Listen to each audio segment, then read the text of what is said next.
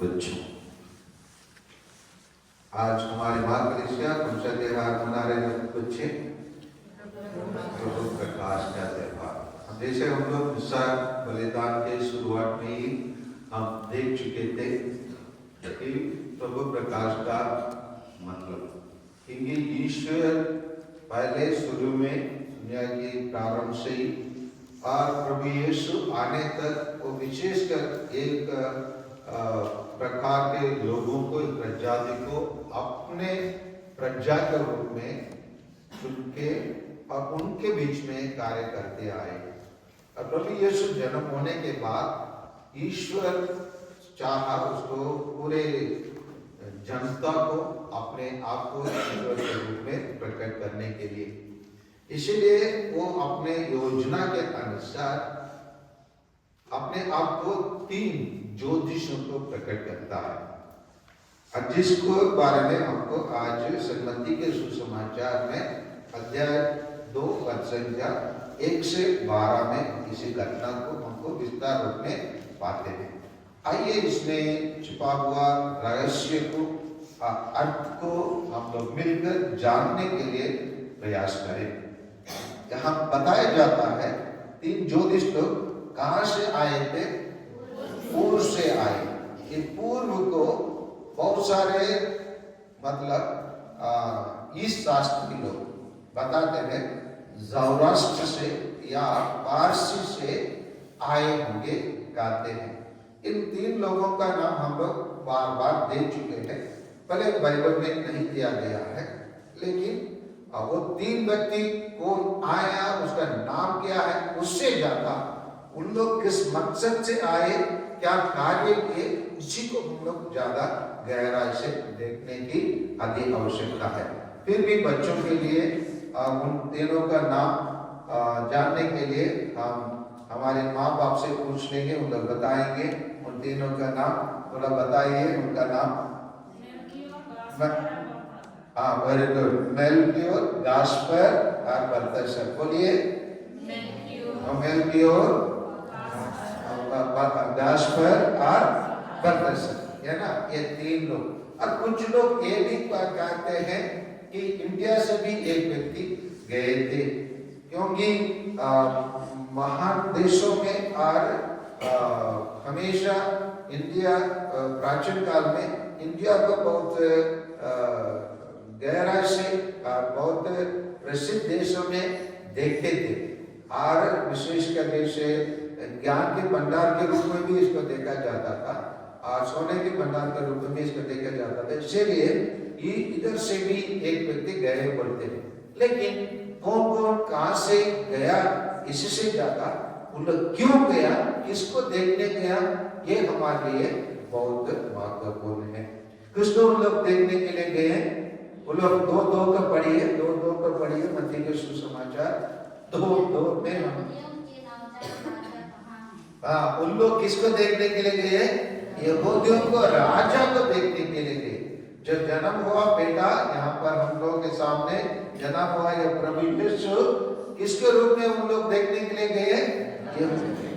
यहूदियों का राजा के रूप में देखने के लिए गए हैं। और भी एक वचन बताते हैं हम लोग, क्या बताते हैं? आगे बढ़िए। हमने उनका तारा उदित होते देखा। हमने उनका तारा उदित हुए देखा, क्योंकि तारा के बारे में पहले भविष्यवाणी था और उसीलिए उसको उदित हुआ देखा। हम उन्हें दंडवत करने आए हैं। दंडवत करने मतलब साष्टांग प्रणाम, साष्टांग प्रणाम करने के लिए आए हैं। साष्टांग प्रणाम किसके सामने करेंगे? राजा के सामने। और ईश्वर जो हमसे महान होते, केवल उनके सामने साष्टांग प्रणाम करने के लिए, इसीलिए वो लोग साष्टांग प्रणाम करने आए हैं। कहाँ? दूर से। उन दिनों में यात्रा करने के लिए बहुत बड़ा साधन और सवारी था, वो ऊंट था। समझ में आ रहे हैं ना? ऊंट में बैठकर उन लोग बहुत दूर से ये प्रभु यीशु को देखने के लिए आए। जैसे ये खबर को उन्होंने राजा हेरोद को बताया, राजा हेरोद आनंदित हुआ और नाच गाने का लिए उन्होंने आयोजित किया ना? नहीं, वो क्या हो गया? घबरा गया, डर गया, क्योंकि अभी उसको पता चला कि उसके पद के लिए उसका कुर्सी अभी खतरा में है, समझ गया। इसीलिए वो क्या करने लगा, तुरंत फारिसी और शास्त्री लोगों को बुलाकर उन्होंने पूछने लगा। क्या पूछने लगा? कहाँ जन्म लेंगे? और उन लोग सही तरीका से कोसते हुए बताते, क्या बताते हैं? यहूदियों का बेथलेहम में उन लोग बताते हैं। इसी चीज को हम लोग नबी मिक्का का ग्रंथ में अध्याय 5:1 में हम इसको पाते हैं। बेथलेहम एफ्राता, बेथलेहम एफ्राता, तू यूदा के वंशों में छोटा है। तू यूदा के वंशों में छोटा है। इस्राएल का शासन करेगा। तू क्या करेगा? इस्राएल को क्या करेंगे? शासन करेंगे। वह मेरे लिए तुझ में उत्पन्न होगा। ईश्वर के लिए तुझ में कौन उत्पन्न होगा? प्रभु यीशु उत्पन्न होगा। ये सब जानकारी पहले ही था। इस जानकारी निकालकर उन्होंने राजा को बताया। राजा उसको देख के क्या करना चाहिए? चलो भाई, मैं भी तुम्हारे साथ आ जाता हूँ। ये शास्त्री लोग भी ढूंढ के निकाले, सही बात को लोग भी बता दिए। उस शास्त्री लोग को क्या करना चाहिए था? उनके साथ चलो, हम भी चलते। वास्तव में बेथलेहम में होना था, ये बेथलेहम के और हम भी चल पड़े, उन लोग गाना था। लेकिन 8 में क्या बता रहा है राजा? 8 का पढ़िए, 2:8 का पढ़िए। फिर उसने उन्हें बेथलेहम भेजते हुए कहा। उनको बेथलेहम भेजते हुए, वो जाने के लिए तैयार नहीं किया, वो बेथलेहम भेजते हुए कहा, जाइए बालक का ठीक पता लगाइए। जाइए बालों का ठीक पता लगाइए, और उसे पाने पर मुझे खबर दीजिए, जिससे मैं भी जाकर उससे उसको दंडवत करूंगा। ये आजकल का राजनीतिक नेता लोग, जो पगंडी लोग, कभी कभी हमारे ईसाई धर्म के बारे में, ईसाई के गिरजाघर में और ईसाई के कार्यक्रम में आ जाते हैं, तो वो लोग बोलने लगते हैं, मैं जन्म से हम लोग 7 साल 8 साल हम लोग ईसाई के स्कूलों में पढ़ाई किए। वो लोग फादर लोग ऐसे थे, सिस्टर लोग ऐसे थे। बाहर निकलने के बाद वो पगंडी लोग हमारे विरोध षड्यंत्र रचते हैं। उसी प्रकार हेरोद भी क्या किया? उसमें 2:16 का पढ़िए। हेरोद को यह देखकर बहुत क्रोध आया। हेरोद को यह देखकर बहुत क्रोध आया। ज्योतिषियों ने मुझे धोखा दिया। ज्योतिषियों ने मुझे धोखा दिया। उसने प्यादों को भेजा। उन्होंने प्यादों को भेजा। ज्योतिषियों से ज्ञान समय के अनुसार, ज्योतिषियों के ज्ञान जानकारी के अनुसार बेथलेहम और आसपास के सभी बालकों को मरवा डाला। 2 वर्ष के कम उम्र के बालकों को क्या कर दिया? मरवा डाला। क्या कहा वो? 8 में क्या कहा? मैं भी जाकर क्या करूंगा बोला? दंडवत करूंगा बोला, है ना। इसी लोगों को कहा जाता है पगंडी लोग, इसी लोगों को कहा जाता है हिपोक्रेट लोग, है ना। इसी लोगों को कहा जाता है डोंगी लोग। इसी प्रकार उन लोग अपने पद के विरोध कोई भी आवाज उठाएंगे, उनको खत्म करने के लिए लग जाते हैं। उसी प्रकार का कार्य राजा हेरोद करता है। लेकिन इन लोग अभी चले गए, पहुंच गए जहां पहुंचना है। वहां पहुंचने के बाद 11 का पढ़िए। घर में प्रवेश कर उन्हें बालक को, घर में प्रवेश कर उन लोग बालक को उसकी माता मरियम के साथ देखा और उसे साष्टांग प्रणाम, और उसको साष्टांग प्रणाम किए। अभी देखिए ना, ज्योतिष लोग, ज्ञानी लोग, इसको कहा जाता है साइंटिस्ट लोग भी कहा जाता है, वैज्ञानिक लोग भी कहते हैं, बुद्धिमान भी कहते हैं, क्योंकि इन लोग क्या है, भविष्य के बारे में और आकाश और सभी चीजों को खोज करने वाले हैं। ये लोग साधारण व्यक्ति नहीं रहे, और उनके ज्ञान के सामने, उनके सामने प्रकट हुआ, है ना, प्रकट हुआ व्यक्ति कैसे है, वो महान है। इसी महानता को उन लोग जान लिए, इसीलिए उन लोग साष्टांग प्रणाम किए। क्यों साष्टांग प्रणाम किए? उसी को ऐसे के ग्रंथ 61 में हम लोग आज देखे थे, पढ़िए, पारापाठ के रूप में हम देखे थे। ऐसे के ग्रंथ 61 को पढ़िए। प्रकाशमान हो जाए। हाँ, उनका क्या हो जाओ? प्रकाशमान होने के लिए उन लोग अभी साष्टांग प्रणाम किए। अभी उठने के बाद उन लोग क्या हो जाएंगे? प्रभु यीशु जैसे उन लोग प्रकाशमान हो जाएंगे।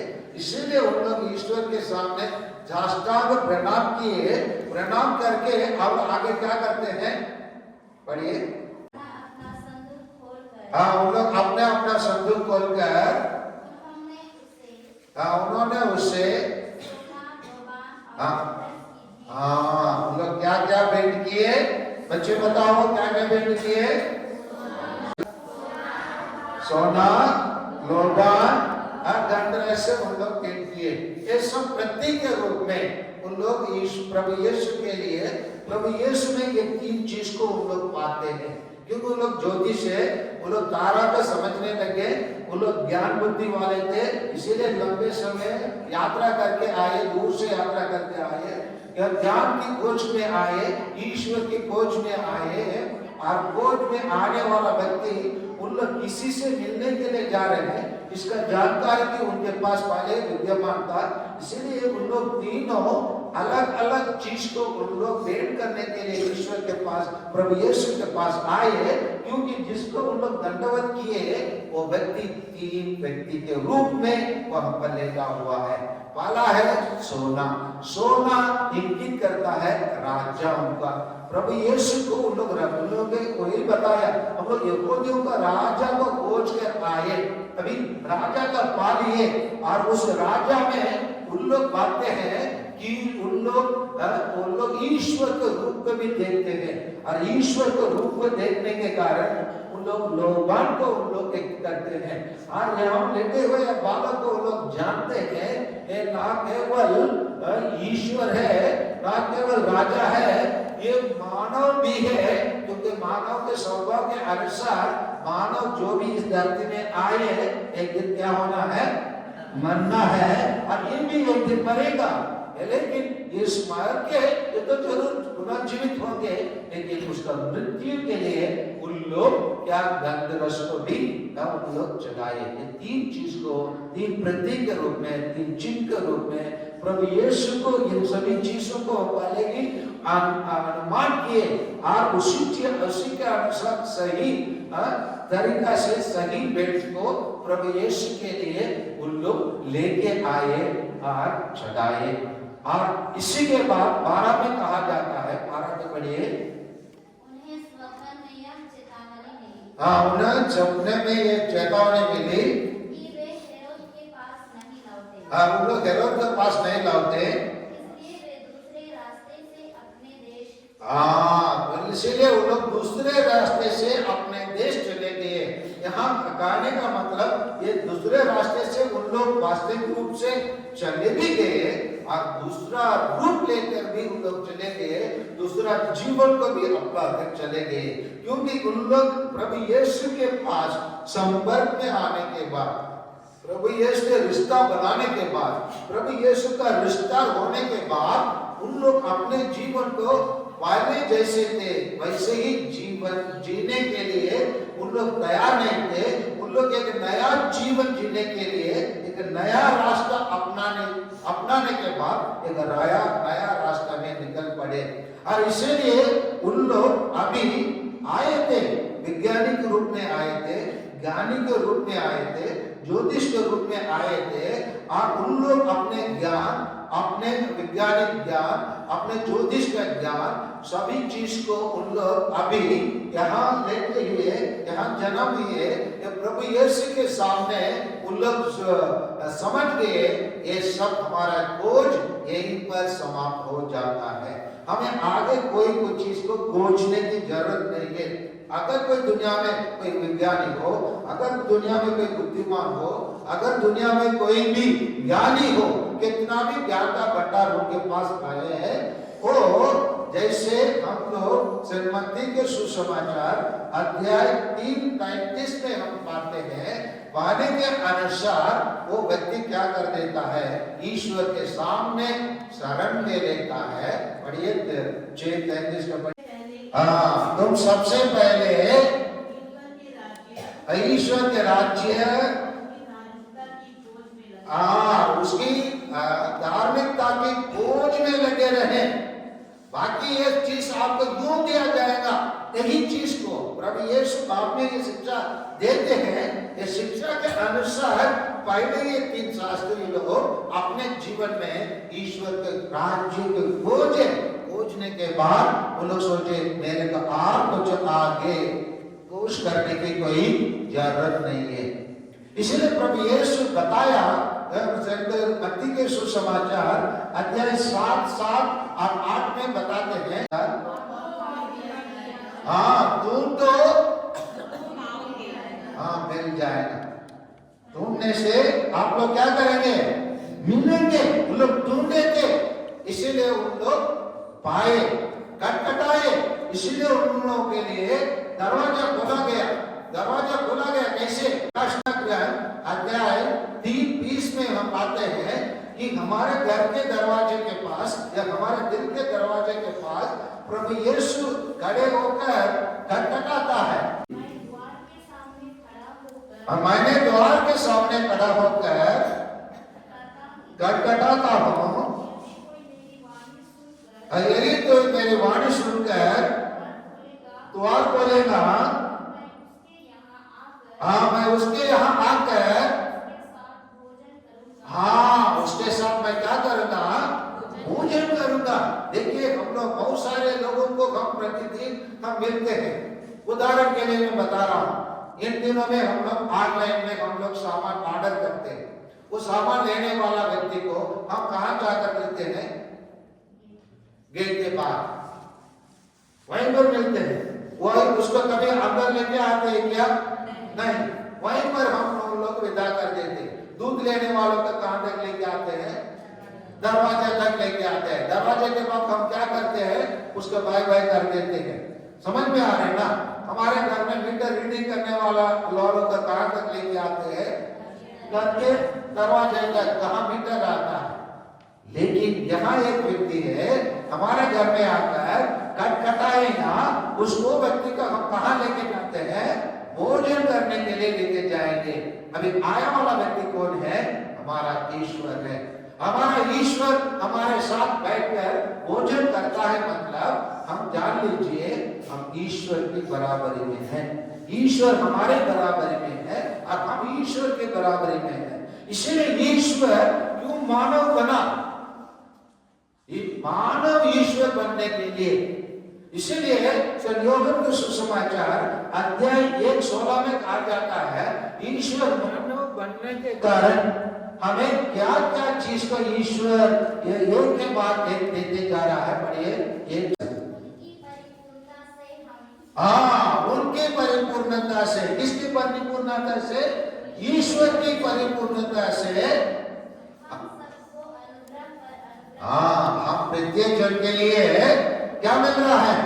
अनुग्रह पर अनुग्रह। अनुग्रह क्या है?